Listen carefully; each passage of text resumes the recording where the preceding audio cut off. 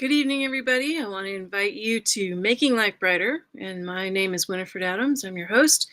Tonight, we're going to have a very special Intel update on the world, and we have a special guest coming to speak about that. And I'd like to bring this forward to your attention. It's always in a timely manner, and not one I go looking for, actually. It kind of lands on my doorstep.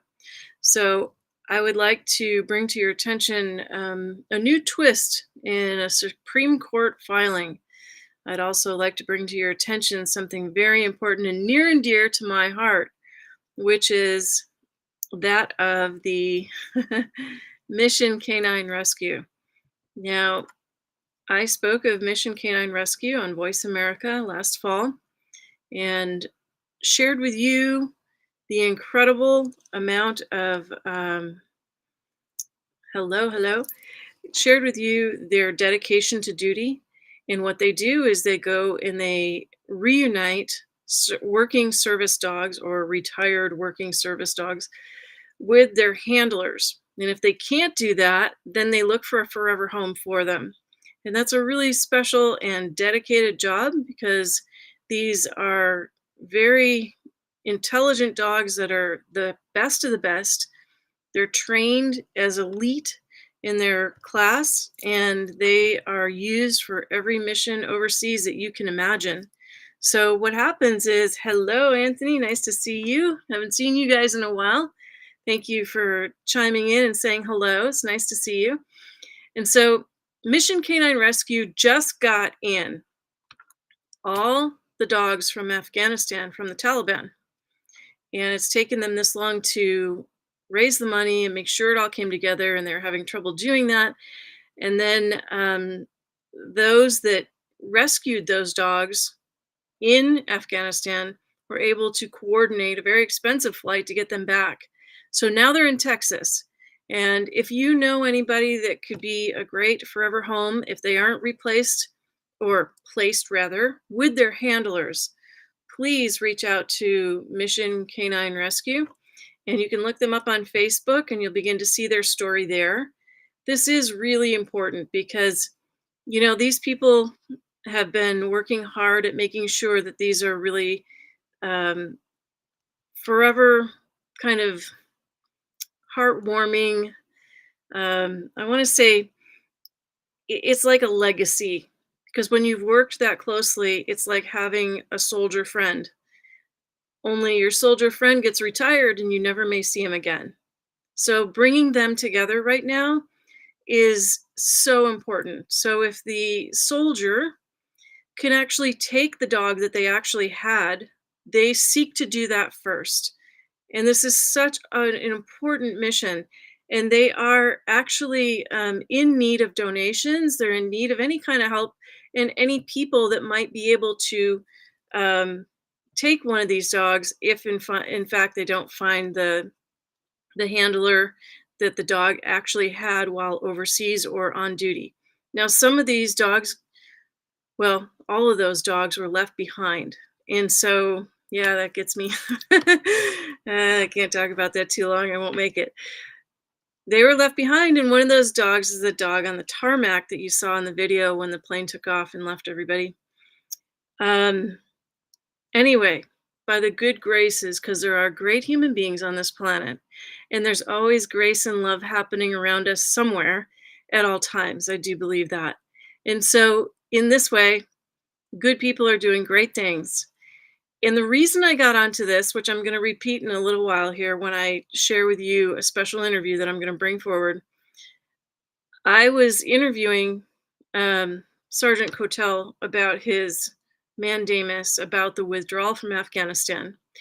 And so in the withdrawal from Afghanistan, they obviously unlawfully took our assets and left them there for the Taliban to use and other people to take and maybe move those assets around. Well, actually, the dogs were our assets as well. And they were just randomly left behind along with people. And in this case, there's a happy ending. So We're all about joy and love and happiness. And thank you for tuning in and listening. And I have a special show for you tonight because I have a twist on Sergeant Kotel's Supreme Court filing.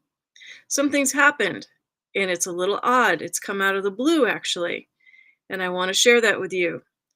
More importantly, he's going to give us an update on the World Theater currently and why that's so important, especially following on the heels of the recent posts from Full Colin Russell and J. Colin Gould. This all kind of coincides together, ironically, and I don't believe that there's any lapse in correct timing, if you will. If, the now space of what's happening in this moment is all kind of conjunct with other things. And so those dogs coming back just last week, that's amazing. That's amazing. So please reach out to them. You can find them on the web and you can also find them. So if you know somebody that has a great property with space and, someplace that these dogs, or you can take a dog and they can have a beautiful place to roam. They're used to some pretty harsh conditions, and some of them need a little extra tender care or a lot of care, but they're very sweet. So you can find them on the web, Mission Canine Rescue, and you can find them on Facebook. I would like to share with you, without too much further ado, that we have a lot of things going on in our world simultaneously right now, including an up-leveling of the energy fields.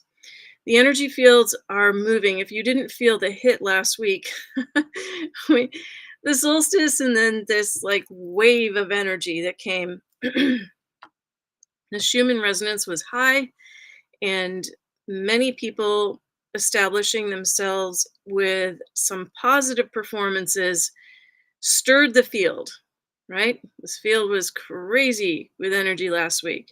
I know many of the light workers out there were completely flattened for a moment due to the energies that came in. And so we are sort of shaking it off at this point and standing up again saying, wow, all right, what was that? But here we are, and we have a new chapter that's beginning. And with your focus on the love and the light in the world, that chapter is rolling out. It's coming forward. So for all the bad that people are talking about in the world, there's also equal good. Just remember that. There's an enormous amount of serendipitous lineup. And I'm big about seeing the serendipity in things. It's really neat. So let's go forward in a positive light. And without further ado, because this is a hour and 15-minute interview, I'd like to share with you Sergeant Kotel and bring him back in because this is so important for you to hear. There's a lot of history in this. It's firsthand. It's not conjecture. And it's something that maybe you can put some pieces together with, and especially with your own knowledge base, okay?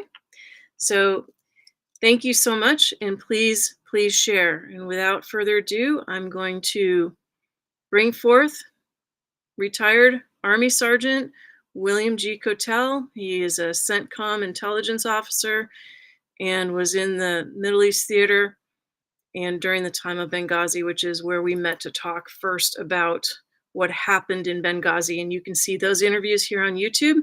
You can go back and find those here on YouTube. You can also find them on Voice America starting in 2020, okay, under Making Life Brighter. So here we go. We're going to shift over and just to give you an idea of what I always deal with many of you know. When I started the interview with him, a phone that I had in my purse started ringing, and the little menacing internet rabbits that never cease to leave me alone were calling, but they were calling with an alarm. And I showed it to him. I said, look, I said, this is what happens. And it was happening just as we began the interview. There's nothing that shows that there's an alert. There's nothing that shows that there's an alarm. It's just making this noise. It's doing this thing, and I have zero way to shut it off. And it just happens. So sniggly wiggets out there, you're not going to stop me. Just know that you're not going to stop me. Good luck. Good luck. We stand in the light, and I'm stronger than you are. Have a nice day.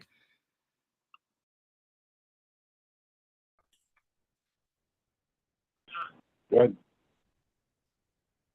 Welcome, everyone. Thank you for listening. This is Making Life Brighter Radio, and I'm your host, Winifred Adams, and we are back. And I have our return guest, retired Army Sergeant William Kotel, and he is a former CENTCOM intelligence officer, and he is back to give us a quick update and also let us know intelligence CENTCOM officer, and he is back to tell us his story about the updates he has for us here and what's going on in the state of our world, as well as his mandamus and what's happening with him and that mandamus in the Supreme Court, what's taken place since we last spoke, which is very important. And I'd also like to begin the show with a shout out to Mission Canine Rescue. And Mission Canine Rescue was an interview I did on Voice America last fall. And what happened for Mission Canine Rescue is that, so Mission Canine Rescue was featured on Making Life Brighter, specifically because they have a very important mission of taking all working dogs, military working dogs, and reuniting them with their handlers. And the reason I came to that story was actually because of Sergeant Kotel, because he was doing the mandamus about the withdrawal from Afghanistan. And it made me research a little bit about these dogs because it's near and dear to my heart.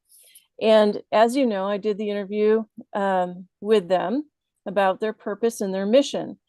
And only now have they finally gotten the dogs back to Texas, to their ranch there.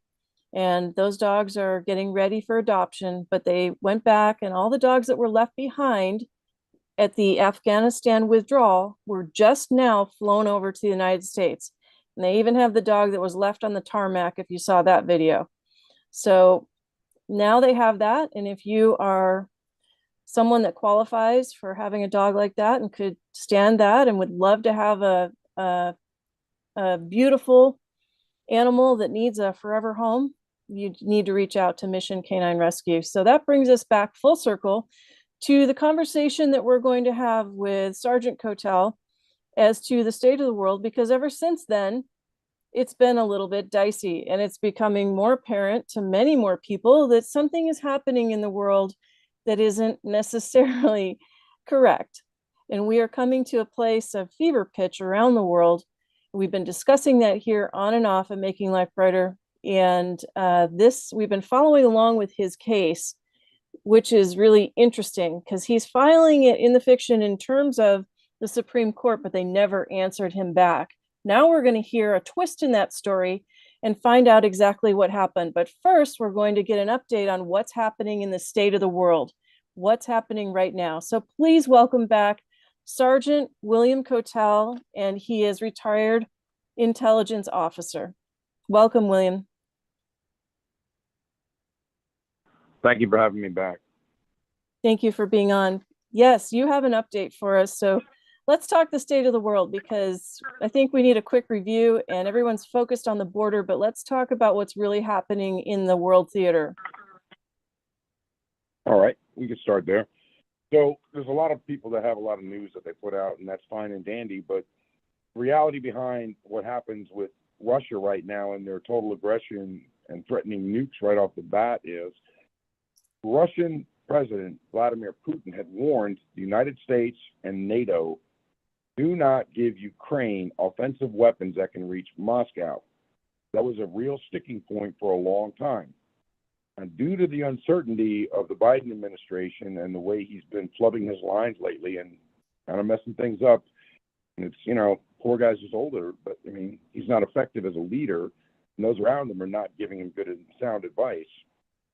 President Biden thought it would be okay to move up this timetable for political purposes to give the Ukrainians offensive capabilities that do reach Moscow. That is what touched off President Putin to go into some of the Middle Eastern countries we're against and support them, and to send a small task force with a nuclear sub down to Cuba that's now docked in Venezuela to add to the 3 bombers that have been sitting in Venezuela now for over 2 years. So this is what's touched off this tinderbox moving up of these timetables. But conversely, President Biden has withheld military aid that was already guaranteed to Israel for Israel, hoping that they didn't have to go into Lebanon. We're not Israelis. We are not the ones taking Hezbollah rockets from Lebanon and direct fire attacks like the Israelis are. So that they're going to make their country safe. They have every right to do so. And we have no right to withhold any munitions, weapons, or financial support in this conflict. We just don't have the means to do that, especially when the Congress has voted for it and President Biden's withholding that, but ensuring that Ukraine is getting these offensive weapons. And I want to point something out to your listeners. President Zelensky is not doing right by the Ukrainian people. I mean, he really isn't. All his cities are rubble. There are no what are called sweatness services for anyone. That's sewer, water, trash, electricity. There's no infrastructure, medical, roads, school, nothing. So most of the cities in Ukraine are rubble. And there's no attempt to reach out to conduct any kind of peace arrangement. And with President Biden sitting here pushing these weapons upon him for more of a political venue, it is very scary indeed. And yes, President Putin has a lot to be angry about. He's not a good guy. Believe me, he's a bad guy. Excuse me. But he's really made a statement about this. Now, I've been sitting here looking at all this information that's come in, and we'll just leave it at the word information. And it is very clear that after the debate with President Trump and President Biden the other night, that it was very clear that he was not capable of running this country. But what was the rush to push these weapons to the Ukrainians as opposed to pushing forward a peace agreement? President Zelensky might have the wherewithal to say, I want to continue the war. But there are millions of Ukrainians that say, I just want a piece of bread and a dry place to sleep. I need medical, and that's really become more of a humanitarian crisis than anything. Now, I'm just sitting back as everyone else is, and I'm getting that, we'll say, information, and wondering at what point are they going to come to terms, whether Putin's a good guy or bad guy. You don't just go over and knock off a guy that has 10,000 nukes sitting in his arsenal. The Now, only advantage that anyone's had. Excuse me. Go ahead. You have a little delay. Let's define why you say he's a bad guy from your position and your understanding. President Putin's a bad guy because he went into Ukraine unsolicited and attacked civilian and military targets. And he brought in death squads to terminate any prisoners of war that he had. And those prisoners didn't just include Ukrainian soldiers. They included Ukrainian civilians. I mean, he's leveling civilian environments to rubble. I mean, totally unlawful. I mean, this is against the rules of war. And that was barbaric and heinous, and those are crimes against humanity. The only person in Russia that even stood a chance against President Putin was a guy named Mr. Navalny, who, by the way, he killed several months ago while being held in prison for 18 years. And I know that Navalny's supporters are out there trying to stop it. I know the Russian people are trying to stop the war because they don't want their husbands, wives, children, and parents to go off to conflict where they're getting really torn up a lot in the Ukrainian environment. But Putin's military has been pretty much thrashed, and he's using, second and third string people, against their will. He's conscripted them without their permissions or anything, kind of like the draft here, but much more in depth.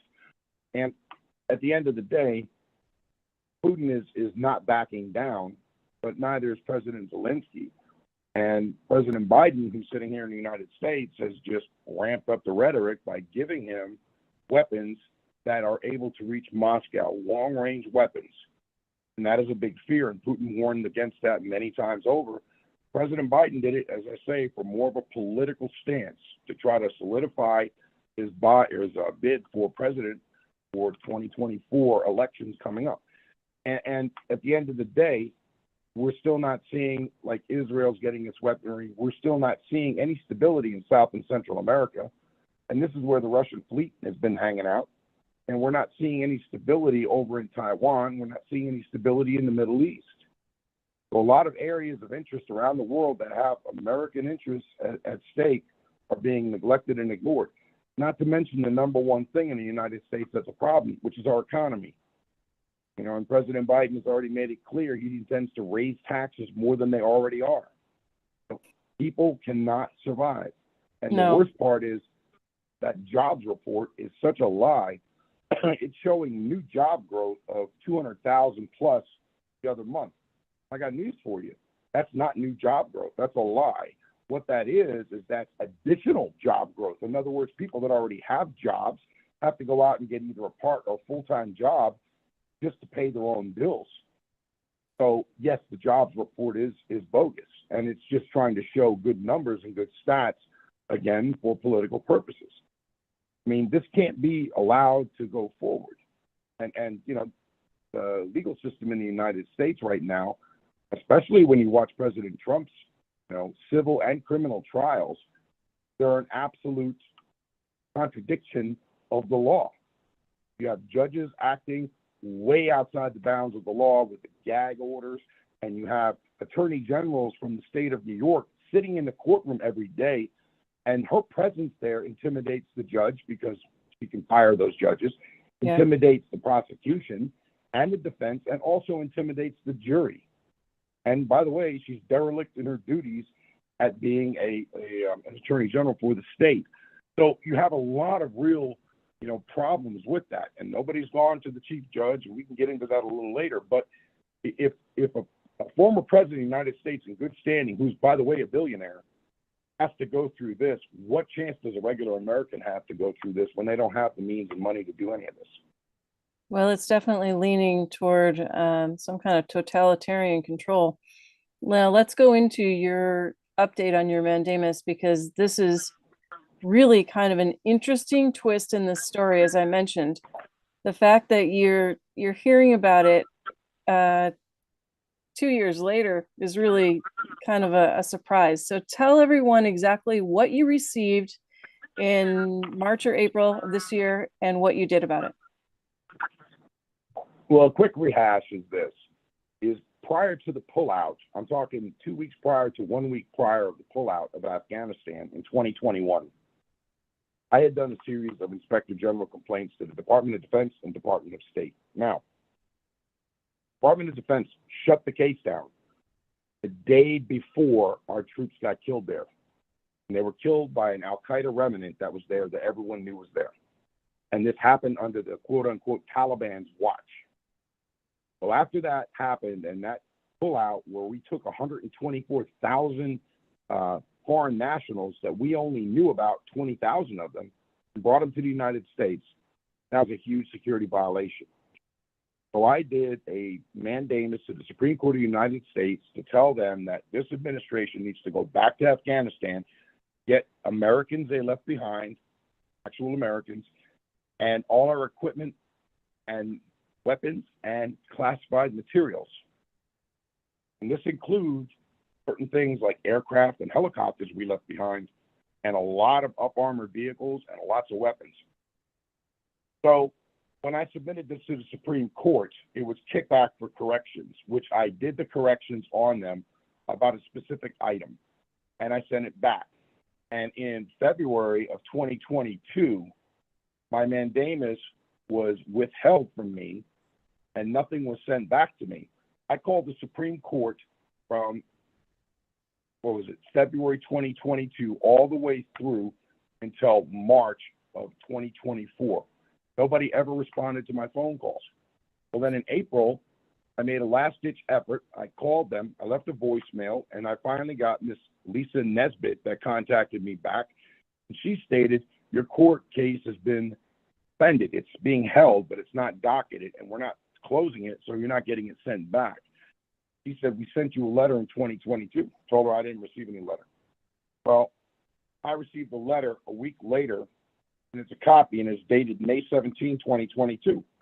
And it's telling me, in a nutshell, that I'm supposed to go to a lower court in order for my case to be heard by the Supreme Court. Well, I sent back a document. You're going backwards Punch to them go back forward down. when they haven't even docketed the first one. Go ahead. Well, let me just educate for those that may not know. But you have a right to go to the Supreme Court if the situation is extreme enough. Okay. Mm-hmm. And in this case, the situation was extreme. Remember, the Taliban sold a lot of military hardware and equipment, excuse me, to Iran and to Russia and China, as well as giving some to people like Hamas and Hezbollah in Lebanon. And the Israelis found proof of that they had some of our equipment that was left in Afghanistan being used against the Israelis in the Gaza Strip. But I wrote her back and I stated to her that I listed in my mandamus the extraordinary circumstances that the Supreme Court needs to hear my case with. So I went and did a rebuttal, and I highlighted throughout my rebuttal my original Supreme Court case where it showed the extraordinary circumstance, and I highlighted Rule 20.3 because that's what they keep using, was in my favor for this. And I don't expect to hear back from the court, not any time in the next probably decade, but at least I sent it back with those corrections made. And this is why there's so many problems with this country. When people are playing political games and they're in key positions. For example, Lisa Nesbitt is in the clerk's office in the review section. She effectively can block or stop any documents going forward to be docketed and heard by the Supreme Court. And it would be hard pressed for any of the justices to be able to see or know that, you see, because they're already dealing with cases. So she's in a very key position to do this, along with some of the other clerks that can go ahead and manipulate your documents. So this is already a huge problem. Now I'm sitting back here and this hasn't been done. The only saving grace was that Congresswoman Marjorie Taylor Greene out of Georgia, Republican, had gone ahead and used my mandamus back in 2021 as an article of impeachment under H.R. 598. But it never went anywhere, and it wasn't expected to be used in that manner. I'm not accusing the Biden administration of being treasonous by nature. I'm just advising the courts to order them to go back and get our people and our material back. And I think that's pretty reasonable. You know, and of course, a short time after the withdrawal of Afghanistan, the United Nations with the United States agreed that the Taliban should run the country and they were going to honor them and give them a spot in the UN. They did it very quietly. And that's a huge problem. Do you think that those things are even still over there? I mean, you're saying get them back. Haven't they been transported over the Ukraine by now? Haven't they sold off and used? They were stolen and repurposed someplace else, right? Well, the Taliban's using a lot of it. They've sold some of it, and they've sent some of it to allies of Al-Qaeda or Hezbollah or Hamas to fight against Israel.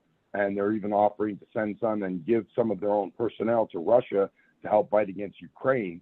I find that to be very funny because recently in Russia, there was an attack that killed over 20 people in Moscow, including the chief of police, and the attack was conducted by extremist Islamic group that's there. And they've been having these type of attacks for a long time, and President Putin, with his propaganda, has stated, oh, it's Ukraine doing this. No, it's not. These are Islamic extremists. If you go back to the Boston bombing, the Tsarnaev brothers, they came from part of Russia, from Kazakhstan. They came from that area, and Tajikistan. And they were part of a Chechen group, rebel group. And they went ahead and they conducted the Boston bombings. And the Russians warned us about that under Obama, but no one did anything to stop them. But the key here is that they have their own extremist groups. And if anybody doesn't remember, back in the 1980s, Russia invaded Afghanistan, stayed there for 8 years under a brutal dictatorship. They poisoned every water well, they killed everybody they could. Our own CIA supplied the Mujahideen at that time with stingers that helped to kick the Russians out after 8 years of horrific occupation. So they still haven't forgotten that. They're all about, insults, reproaches, and blood feuds, and they want their vengeance. So they're not exactly the Russians' buddies, but they're working their way around. So you're seeing a lot of these types of attacks happen, but under President Putin's watch, everything comes down, it's Ukraine, but by the United States doing it, when it's really not. That's really interesting because, people are really concerned with all that we're shipping over there. I mean, it's evident. I'm going to bring up Monkey Works because he's all over those sit reps and things, and he's showing regularly how much things are going cross country on trains and things, and then they're being moved over to that theater. So our assets here, I'm getting some feedback on your end. Our assets here are definitely being moved around, but not necessarily for us here. So what do you say about that? Because if they're being distributed over there, basically stolen, or even our technology within this, our instruments, I mean, who's paying for that? And then what do we have here? What is a real scenario for our defenses here now? Well, what we have is we have a couple of things right now. I guess National Command Authority has started to deploy some surface-to-air counter missile batteries, but the big thing is to move to ThreatCon Charlie for the military bases, and they just did that, but only for overseas. ThreatCon Charlie is a big deal because it allows for military patrols that are battle armored up, as well as attack air or aircraft to go ahead and patrol over base heads to ensure troops are protected. And then there's a coastline defense. So there are some improvements right now to security based off of this new threat by Russia, but it's still not nearly enough. There should be quite a bit more than what you see. And troops going overseas doesn't make a lot of sense right now. I mean, we could send some token forces to support NATO and what's going on there, but the reality is right now the United States is literally vulnerable at this point, thanks to the open border policy, the removal of all those Afghanis, and how many people right now are able to go ahead and sail their little ships or their planes and get over U.S. territories. Yeah, I think we have an opportunity here for a real wake-up call. And if you were to say what we needed to do next, if you could, what would we do? What we would do is we would go to ThreatCon Charlie in the United States, and we would go ahead and set up a bunch of counter battery missile systems around the country. We would go ahead and tighten security in the ports using both Department of Defense and civil law enforcement. And we would go ahead and get fleets around the United States border areas, pushing enemy personnel or others far enough back to where there's a reaction time. If there's any subs, we'd chase them. We'd also close the border. And the border wouldn't be 100% closed. It would just be closed to all those other areas. We would deploy enough troops to ensure that happens.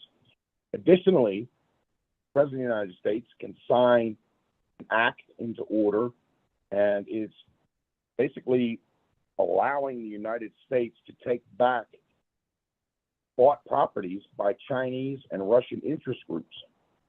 Now, there's a difference between a civilian Chinese guy or a civilian Chinese people that buy these things for, say, restaurants or whatever, as opposed to the actual Chinese government of the PRK buying these pieces of property, and they're identifying themselves as part of being the Chinese government, who's currently against us. Now, we could do that with eminent domain if we chose to, and I think that would be wise because they've bought properties around military bases and around key infrastructures like upstate New York, dealing with the water supply and the water treatment facilities, as well as other areas near the bases, some bases holding nuclear weapons. This is a very significant security threat, and no one's looking at this and taking it seriously. They're too worried about happening again with the economy. You know, with the economy being so harsh on people, they don't have the money or the time to fight like they need to make the government do what it's supposed to do. So yes, the president can sign an eminent domain order and allow for those properties to be reconstituted for the United States government, and they can kick the Chinese off those properties and get them out of there.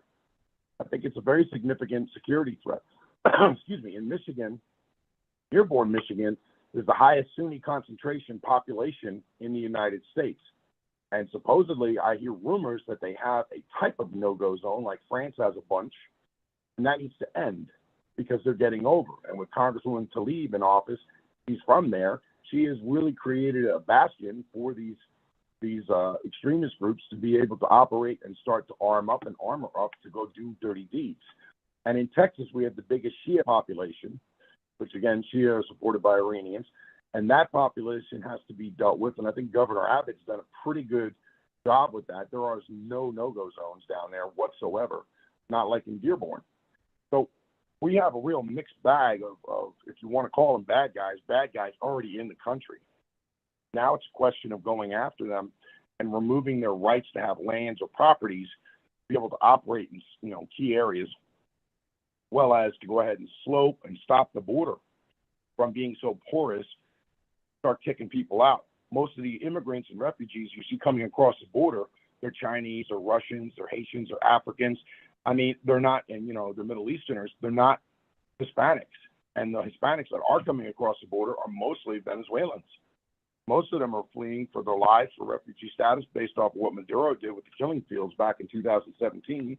But nobody's looking at that either. So everybody's got their wool pulled over their eyes, and they're not able to see farther than what am I going to be able to use to pay for my next month's groceries and bills, and the economy being so weak for everyone and being touted as being so strong, and with the Department of Defense playing games and letting, Afghanistan hold all our equipment and give it to whomever or use it for their own purposes, and letting Maduro run his country.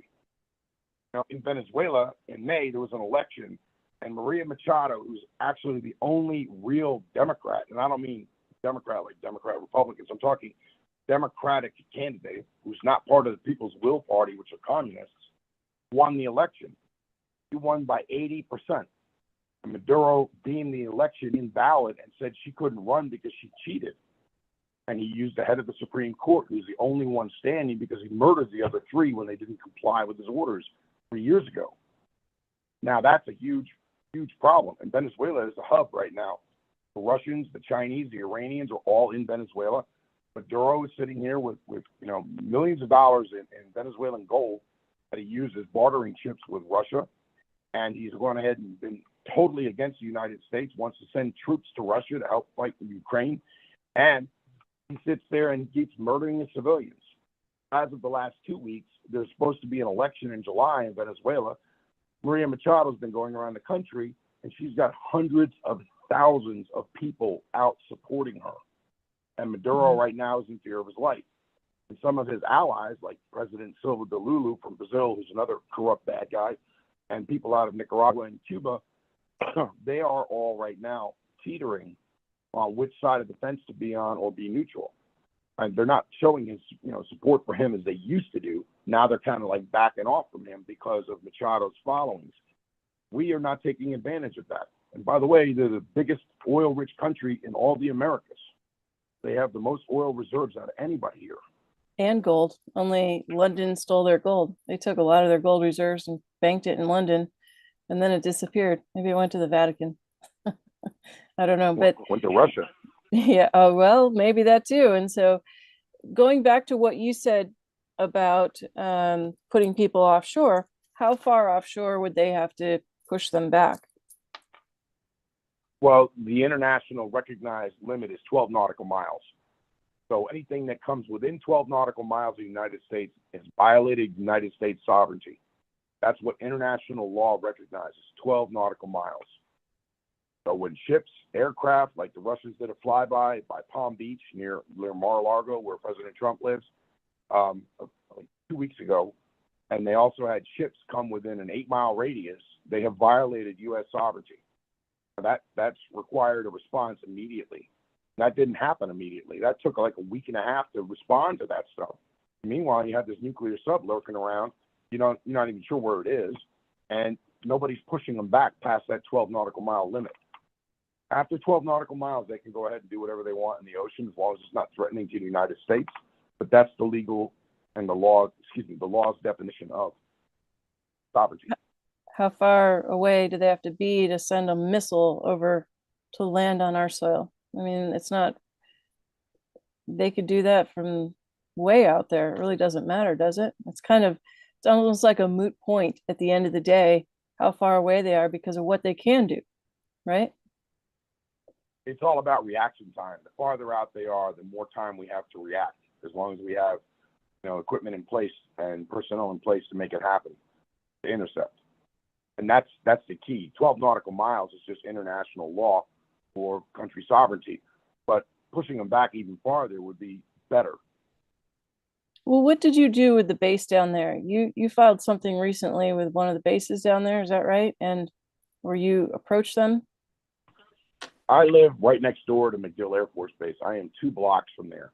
And I'm retired Army, but at MacDill, there are several tenant units. CENTCOM is one, SOCOM, Special Operations Command is another, SOCCENT, MARCENT.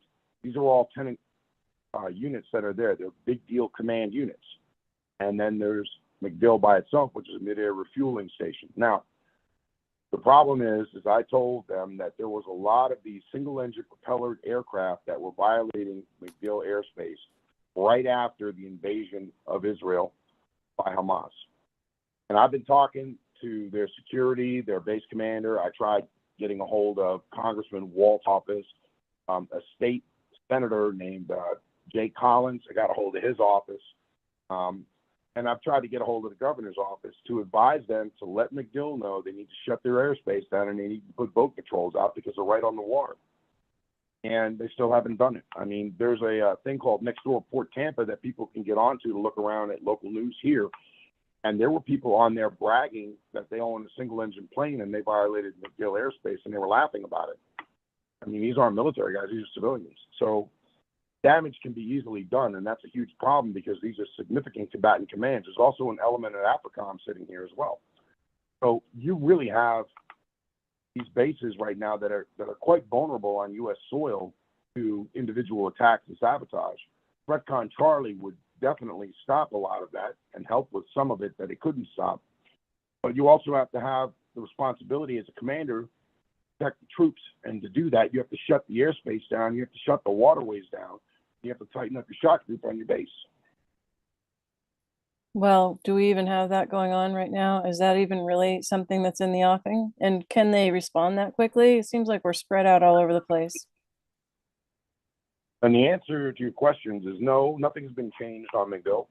And I don't know what the congressman or the state senator did or the governor. I don't think they've done anything. And as far as response time goes, as long as the people are in place, already equipped and ready to go, response time could be almost instantaneous.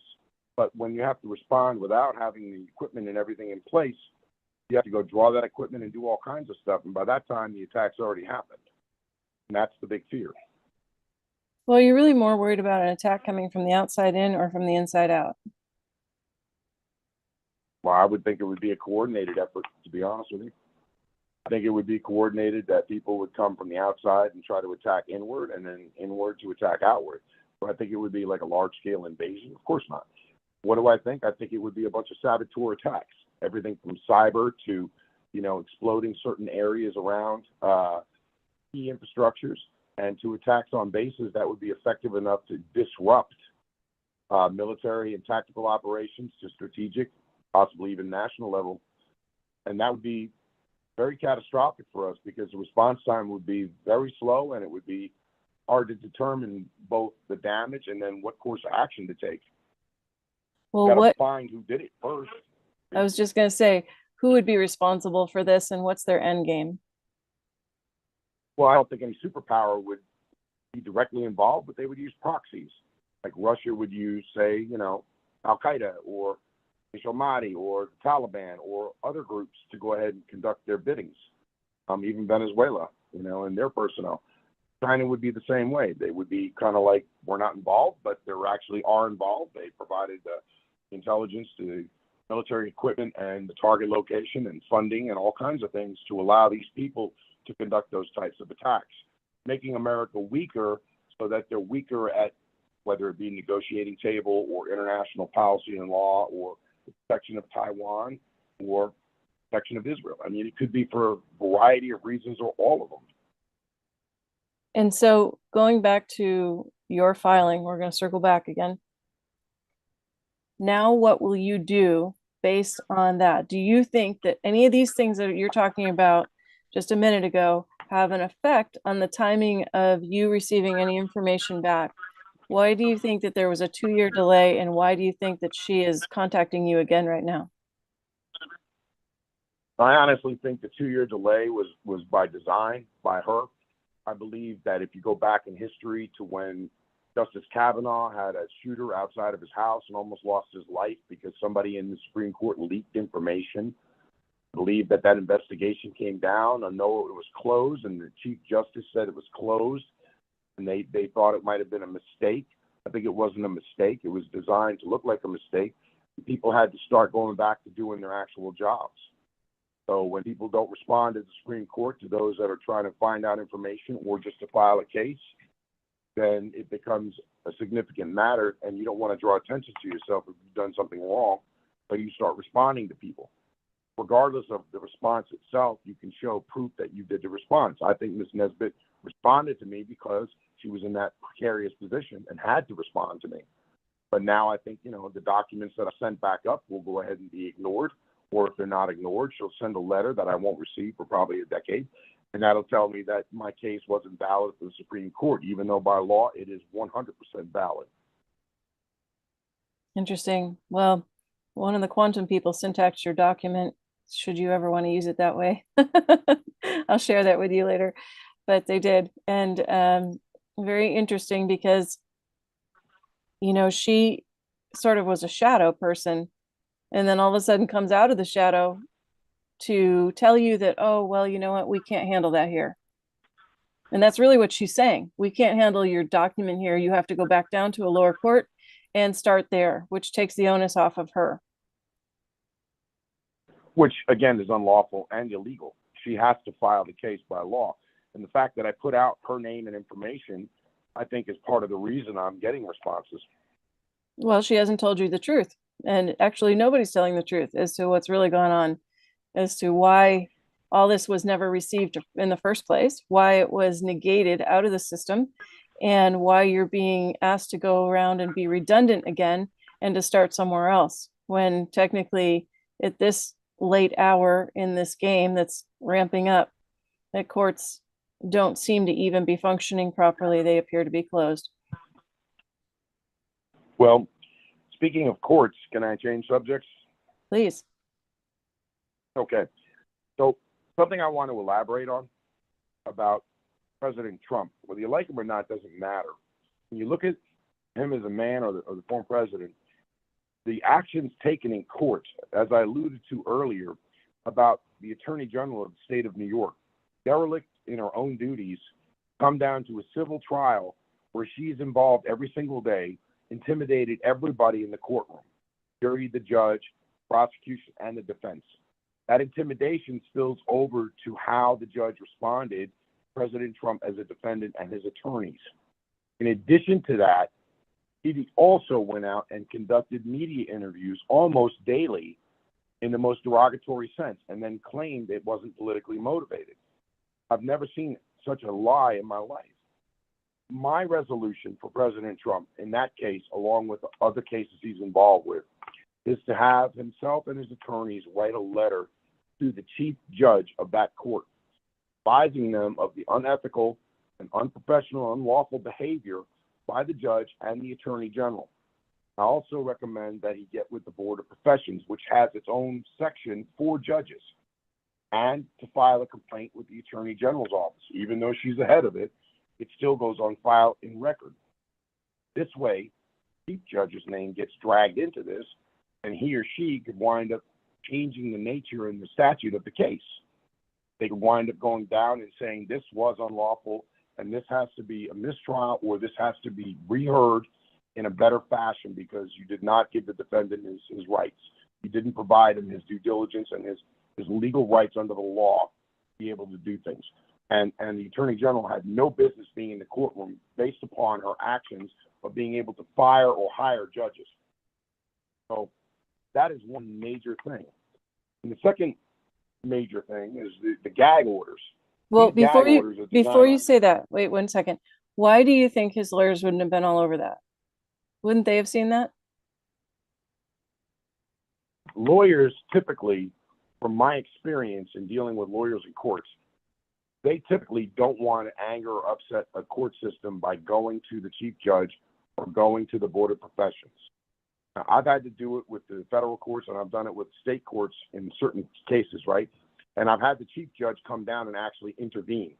Now, I didn't make a good name for myself, but I'm not a lawyer. I don't need to have a good name. But lawyers try to keep their names good, and they just, basically they punt the football and say, guess what? we'll just take care of it in appeal. Don't worry. But see, by then it's too late, because now you're guilty in a court of law. The public thinks you're guilty, and you've just lost credibility. So you've been slandered and defamed unlawfully because of a judge who's corrupt and the lawyers that don't want to go after the chief judge and say, look, this is wrong, and the board of professions and say this is wrong.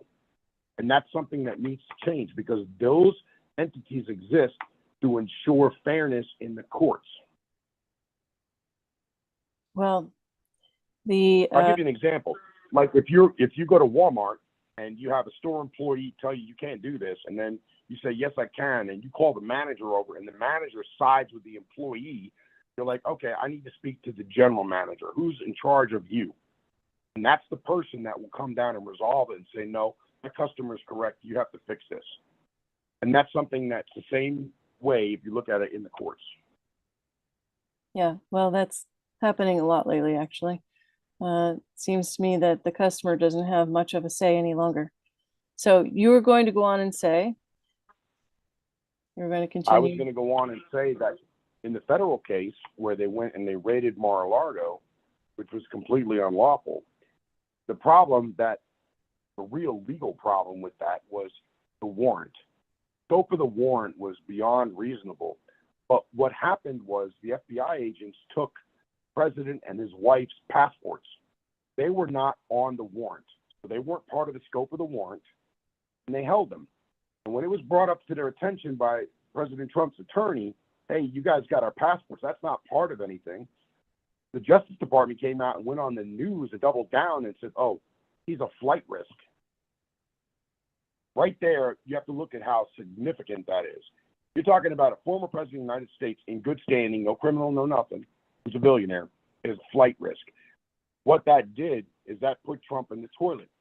So in that case, he really does have to take a civil suit out against the Justice Department, have them both return his property, his passports, and issue a public apology in the news saying he was never a flight risk, it was a misspoken word or whatever they want to say, but they have to apologize to him, because that is slander and defamation to the highest degree.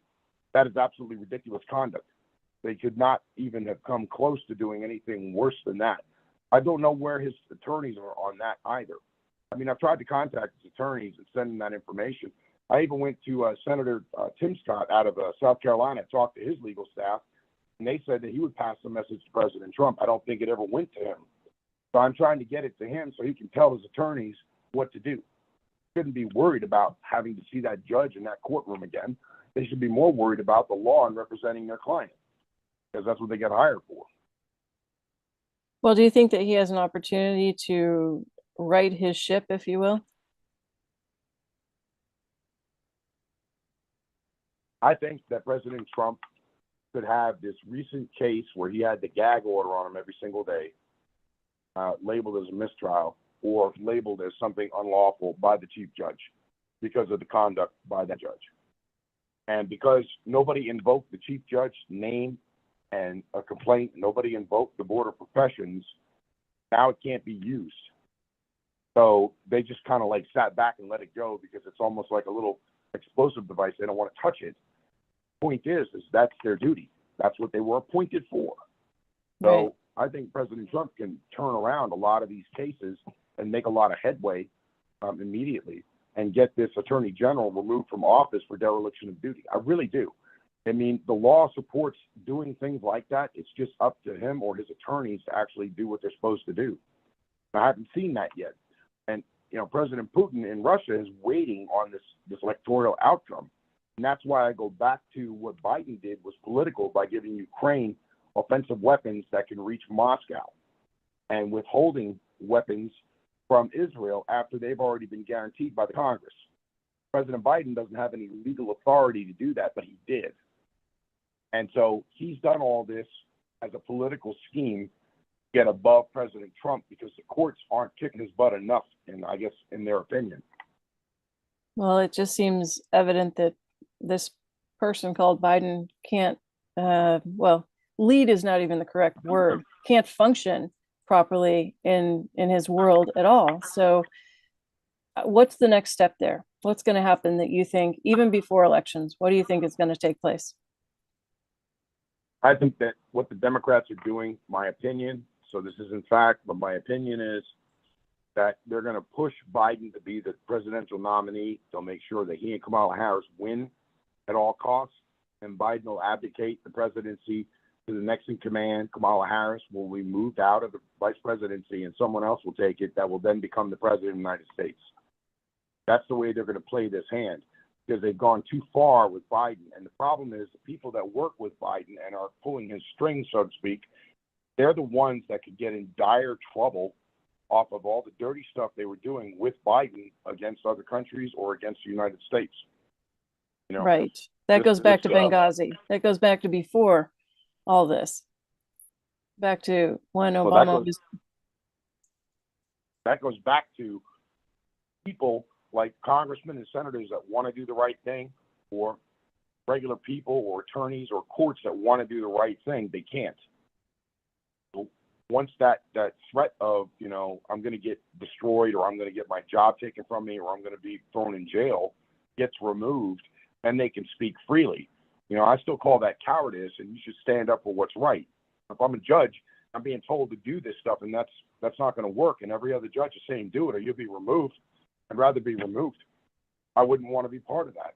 I mean, because you have to look at, I mean, at the end of the day, you're all about yourself. You're your own keeper. You have your integrity, and you swore an oath. And, you know, under the federal and the state laws, when you've sworn an oath of office, you can be held accountable under felony laws and misdemeanor laws for violating that oath. Why should these judges have to do that? Because they want Trump to go away and they want Biden as president? I mean, that doesn't make sense. Somebody had to either threaten or offer them something. You know, it's like the cartel saying, right? You want lead or you want silk? Kind of how I'm seeing a lot of this stuff around the country. Yeah. Do you think it's all cartel run, including the Biden administration? No, I don't think that at all. There's a What do you lot of think? very, very rich and powerful people that are helping Biden to stay where he's at, because they're making killing off of this, and they also have a lot of skeletons in their closet they don't want exposed. And meanwhile, the regular Americans, all the normal people in America that just want to have, you know, hey, my kids go to school, or I go to school, or, you know, I just want to go do my job, or I want to have a safe country. I want to be able to afford what I have. They don't have a say in anything.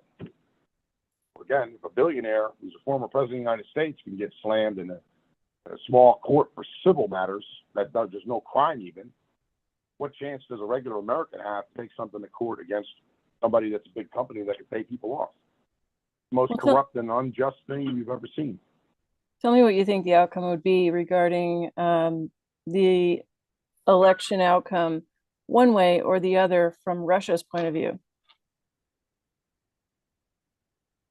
If President Trump wins, there'll be a big change in Russian posture as well as China's posture. There'll be a big change in people within the United States that are out there beyond the law. There'll be a huge change. There'll also be a change on immigrations. I think people are kind of either both, some of them happy, some of them kind of fearful of it. That's my opinion. My opinion is that the Biden administration is going to win come hell or high water. But I would have to say that if Russia is going to conduct any election interference, they're probably going to do so on behalf of Trump, not by his knowledge, not by him knowing it. So let's not start a whole rumor about what I just said. Just saying, foreign intelligence services always interfere with all elections, everything from state Senate to federal Congress, Senate, judges, you know, presidents, everything. They always try to interfere with that stuff. So I think that people would be out there from intelligence services trying to aid Trump to get into office and the madness, and other people that want the destabilization and the instability of the United States, they would want Biden to continue.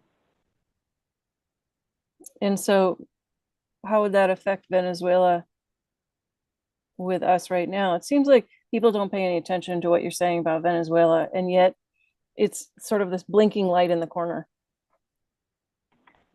Well, Venezuela in May just proved that they could go ahead and snuff free and fair election laws. I mean, Maduro came short of killing Maria Machado. and the United Nations, and no one is standing up and screaming and up in arms about the election, which I find heinous. Maduro is responsible for crimes against humanity. Right now, since 2022, Maduro has had Russian bombers that are nuclear bombers sitting in Venezuela. Now he's got Russian warcraft along with a nuclear sub sitting in Venezuelan ports. You have Chinese and Iranian influence in Venezuela. And you have cartel activity, and you have both Sunni and Shia terrorist activity in there. And Maduro is still head of the Sun cartel. Now, have that much negativity of all these different groups and adversarial superpowers sitting in there, and for us to not say or do anything about Venezuela when they're sitting on top of, like I said, most oil in the Americas, there's a problem. There's been a problem there. I did a mandamus in federal court to ask the President of the United States to conduct a police action with United Nations and host countries, go and arrest and remove Maduro for crimes that he's already committed, because he is clearly the threat that has created the immigration crisis. And he has destabilized all of South and Central America. Look, Venezuela had 7.1 million refugees fleeing from Maduro.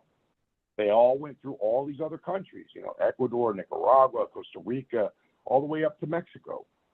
And the Mexicans and none of these other countries want to hold them, and they kicked out their undesirables, and they're pushing them all north. And then added to the mix are all these Russians and Chinese and North Africans or Africans, Haitians, all coming to the border. And they're doing this huge push. Colombia couldn't hold the refugee camps down because the UN wasn't supporting them. And so Colombia is against the United States now. Nicaragua is against the United States. Nicaragua 4 months ago arrested 222 Catholics, one of them a Catholic bishop, for political arrest, which that's what they stated. There's no specifics behind it. They've become more communist. Cuba's come more emboldened as more of a totalitarian communism type country like it used to be. So we've lost stabilization in South and Central America. And President Silva de Lula out of Brazil is a corrupt guy that works with Maduro. His country is very against him, but he's got enough power to hold on to the presidency and support Maduro at the same time. It's like since President Obama took office and now with Biden, no one cares about South and Central America. That's right at our doorstep. And we've felt the brunt of millions of refugees coming across that we know of, not including that horrific airlift from Afghanistan. Right. And what would you do to change that and move those refugees back home? How would you get them back home? It's simple. Maduro gets removed. Machado takes the presidency like she won lawfully. He would kick out the Russians, the Chinese, and the Iranians. And then we would start repatriating the Venezuelans back to their country where they could go home and go back to a real life. And in the process of repatriating them, that's when we find all those other undesirables that are here. And we start deporting them or arresting them and detaining them for whatever crimes they've committed. We can put a kibosh on a great deal of stuff. We would stop the immigration crisis effectively, and we would be able to reestablish relations better with Mexico, Colombia, and Brazil, because Silva de Lula without Maduro wouldn't have a chance to stay in power. So we could reestablish those relations. And that would be a very significant thing for us to do. And get the bishop and the Catholics out of jail in Nicaragua, and we could settle Cuba down so they stop being so totalitarian and rhetoric-like. Well, there's quite a bit of people that think that there's probably trafficking going on. Essentially, it's not all political. It's a different kind of political, and it's a little more insidious, even family to family, and for a network of people that are using human trafficking as a means of barter, even. Let's hope that even comes to an end soon, and that there's something that can be done. Although it seems like biting off one thing, there's lots of tentacles in all directions. As we look back at your case for a minute, have you researched Lisa Nisbet? Have you looked into her and who she really is? Yes, she's been with the Supreme Court for like over 15 years. She was supposedly a very reliable person. She's a Democrat. She votes Democrat all the time. And that's pretty much all that there is on her. talk about who she clerked for, which justice, how she got in that position. That's her biography. Do you know who she clerks for?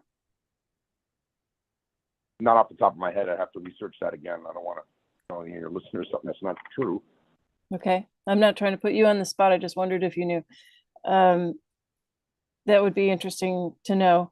It would be interesting to see if she would come on and speak about what she's doing. You said you couldn't get in touch with her, right? I finally did. I had to leave a voicemail, and she called me back. And that happened just 2 weeks ago.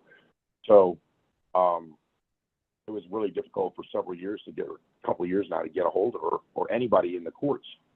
I just left a message for the general clerk because I wanted to talk to the chief clerk about why I'm not being responded to about my case, and she's the one that called me back. So she may have been one to intercept that call to make sure she called me back so I would be stifled again. Tried to tell me again I can't file, I have to go through a lower court and all this, and she had no valid reason or legal reason to tell me why I couldn't file my case the way it was, because it was an extraordinary circumstance. Yeah, that's extraordinary. Just to go back to your tentacle, I just want to go back to your tentacle comment about all these groups of tentacles. And I'm not saying Maduro is the key, but he is the key. Maduro is the key. Once he's removed and Venezuela goes back to a normal democratic country, right? And we start repatriating Venezuelan citizens, that's when we expose all these other immigrants, part of which are human trafficked, and we go ahead and expose cartels, we expose syndicates, other foreign adversaries that shouldn't be here. That's how we do it. And it would be pretty slow, but at the same time, it would be one person would be like a domino and it would roll. And you would continue to get bad guys and either deport or put them in jail. And this is how the rest of the South and Central American countries would get stabilization back, and the United States southern border would become normalized. And then the United States as a whole, we could ferret out whom we need to get rid of. And that would take place not over a great deal of time, but at least a couple of years. We could do that. We could start putting them back where they belong. And they would, I'm telling you, a lot of Venezuelans want to go back home, but they just really, can't, because they're going to die if they do. So now you really have to look at that one man, and I've said this over and over, is the cause for most of the problems at the border, the immigration issue, and it can be reversed pretty quick. I know it sounds simple. It would take a lot of manpower and other things that we do have in place already. But well, it's interesting because you're always at the forefront of these things. I mean, it's you that's bringing up the things that are happening and filing on them. I've said that before, and I'll say it again. It's you that was showing me the pictures of what he was really doing to people way back. And that was when the other chaos was happening, called a pandemic. It's been going on for a while. And you're saying there can be a fix to it? While everyone's arguing about the border and this wall, do you think the wall is really realistic? Yeah, I think the wall's realistic. I think the wall is a barrier that causes hard times and delays for those trying to enter. And those funnel points that don't have walls, or people that have means of trying to get around those walls, we would have law enforcement have a much easier time of determining where they are and to pick those people up and then get them deported or bring them in if they're, seeking asylum from refugee status or threat of life. I mean, so it would be a lot simpler to do that and not do it. The wall is just one tool in the arsenal. The whole arsenal deals with stabilization.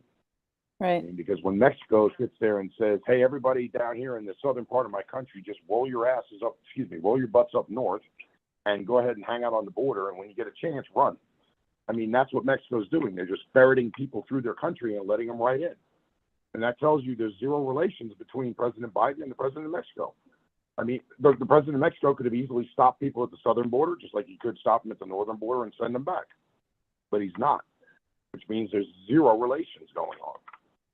And no negotiations, no diplomacy, none of the things you would expect from an administration to have in that country. That's just one out of many countries that we have lost the ability to negotiate with. Well, we've been having a lot of unrest recently in Los Angeles and other places.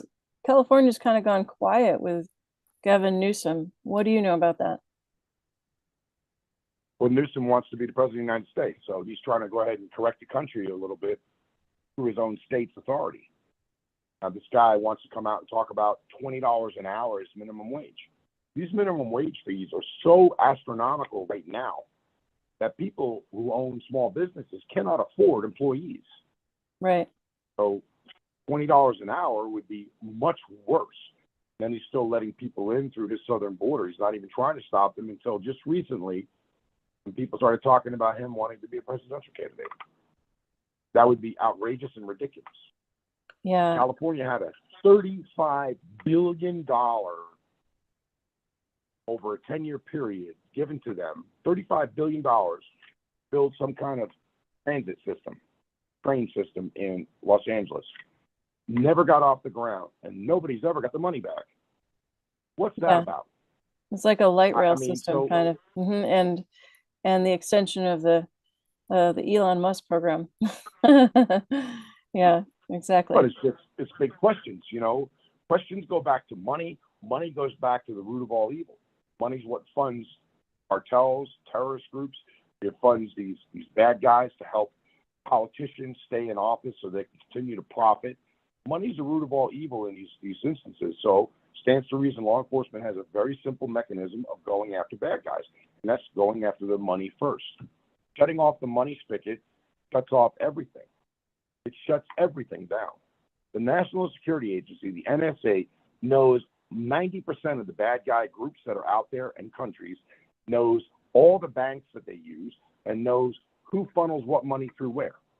And that includes with this horrible cryptocurrency, whether it's Bitcoin or another type of crypto, it doesn't matter. And they can easily shut off that spigot with a court order. And then they would be stuck. How does the cartel pay for trigger pulling gun toters if they can't pay them? Well, they're supposed to throw rocks?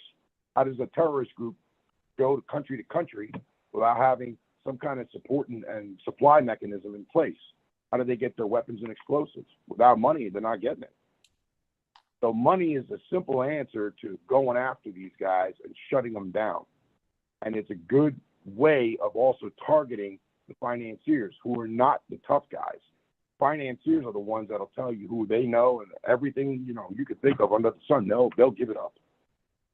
So this is a very, very big starting point. Then the other question becomes what courts, federal courts or international courts, who gets the money that's been absconded with or confiscated, to be distributed amongst victims or countries, however you want to do it. It doesn't really matter.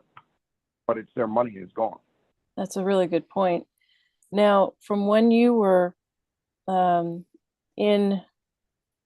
the Army and actually over in the Middle East theater until now, what have you seen play out that you saw coming that's now come to fruition in a way that you had maybe worked to thwart?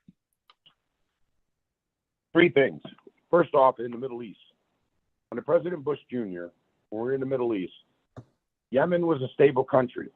We had Iraq getting stabilized as we were there. Iran was kind of put in check so it couldn't really be too aggressive. Israel was safe. And at least for the most part, they were safe. Okay. And most of the other Middle Eastern and North African countries were in good positions. That includes Egypt. When President Obama took over, the Middle East began to destabilize. In Egypt, you had the Morsi Brotherhood run by Abu Morsi, which is a Shia-backed, Iranian-backed terror group that they removed from the terrorist list after they killed Hosni Mubarak, the president of Egypt, and took over. After that takeover, our embassy was overrun. We had to get it back. We were told to get hands off, let the Morsi Brotherhood handle it. And then, by the grace of God, General named General al-Sisi, who's a Sunni, took back government through the use of the army. And now he's President al-Sisi, and he's a Sunni. And his whole goal is to keep the Suez Canal open because the Iranians and the Morsi Brotherhood wanted to shut it down. That would have been a huge blow. In Yemen, you have the Houthi rebels, which are Shia, and they're backed by the Iranians. attacking the Yemeni government that are Sunnis. You have Saudi Arabia for the last 10 years actively in conflict with the Houthi rebels, bombing sorties, supplying materials and supplies and even special forces to the Yemeni government to help stabilize them and get rid of the Houthi rebels and stop the Iranian aggression. King of Jordan, which is a predominantly Sunni country, has been trying to stay out of it, but he attacked groups of terrorists that were threatening his country borders. He's got no problem with that. But it happened so frequently under the Obama administration. The second thing that happened under the Obama administration was South and Central America were considered persona non grata. We did not get involved with those countries for whatever reason. When I talked with Southern Command about some of the linkages between terrorist groups, putting money into Brazil, funding terrorist groups in South and Central America to move north toward America, United States, all we were told we were allowed to do, according to Southern Command, was interdict drugs on the high seas. And if you remember that little moron, Joe Snowden or whatever, Edward Snowden, this guy came out claiming to the Brazilian government that America and Great Britain were listening to every phone call, viewing every email and every text message, which was a complete lie.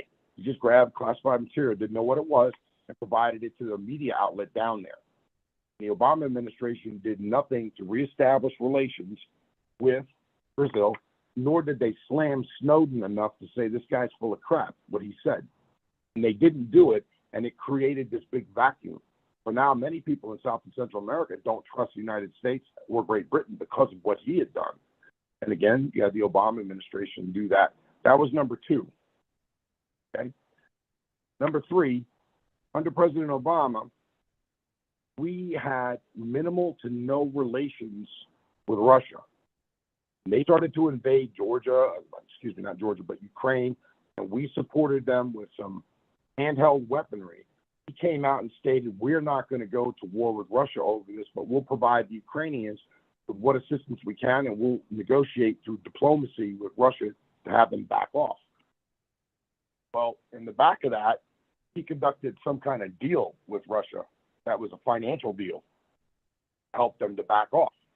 So to me, and to a lot of other people, it looked like, hey, he was being bribed. So Putin and them were being bribed about not going into Ukraine.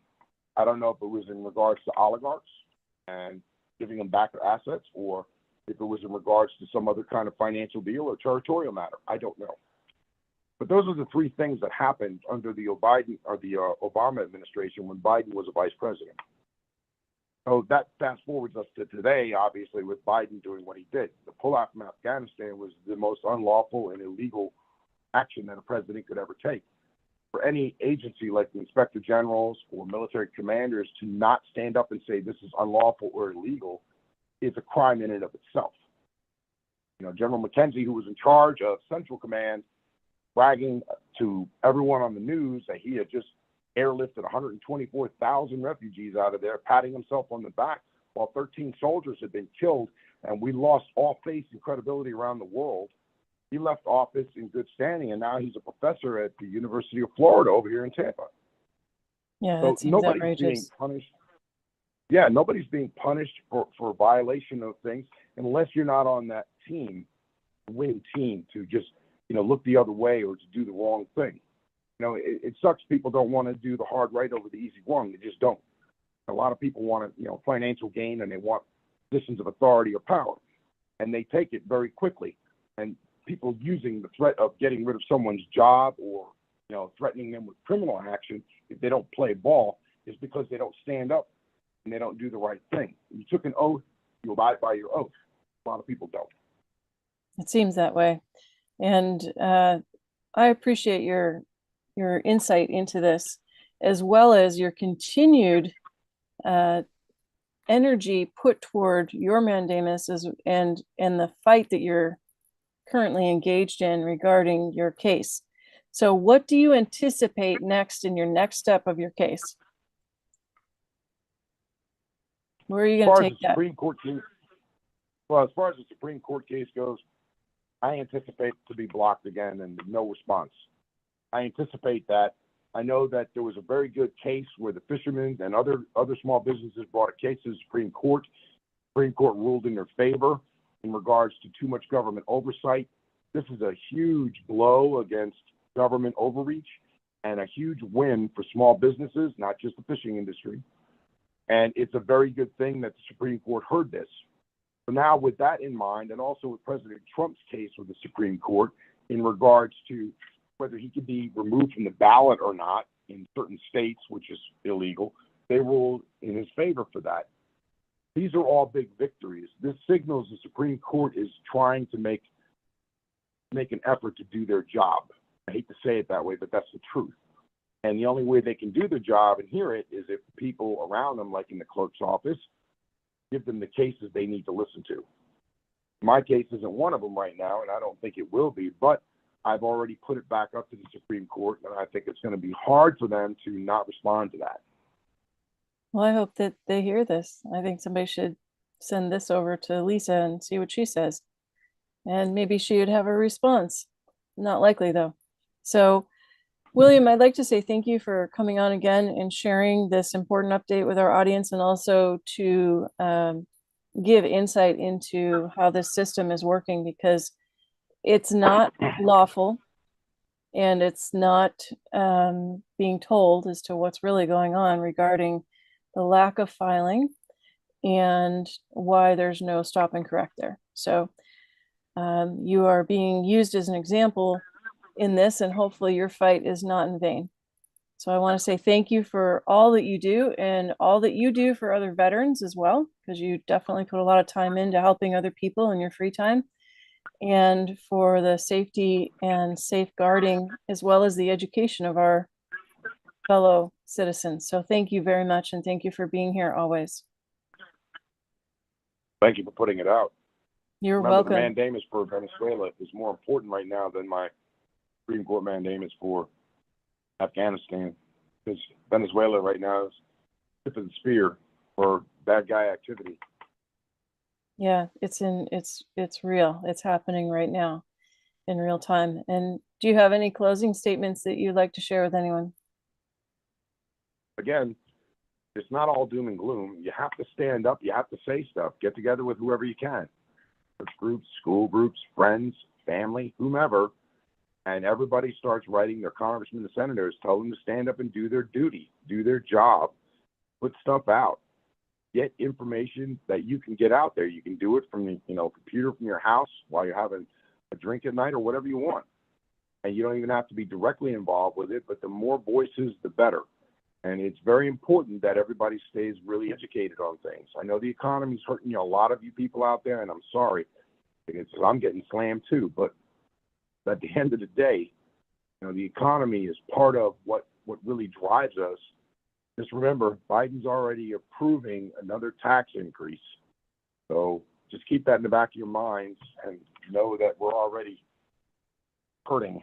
And I hope that you guys have a great day. Great. Thank you, Sergeant William Kotel. And he is a retired Army sergeant. He was part of CENTCOM. He's an intelligence officer, and his intelligence is being continually used to help the American citizens. And I just can't say that enough, because so many people retire and then they're just done, but you seem to never sleep. You just don't retire. Mm-hmm. So thank you very much. And we will talk to you again soon. Stay safe out there, everybody. Go make somebody else's life brighter, and go jolly, as I say. Thank you for listening, and go to Mission Canine Rescue, and maybe you can find a home for one of those Afghan rescues. Thank you.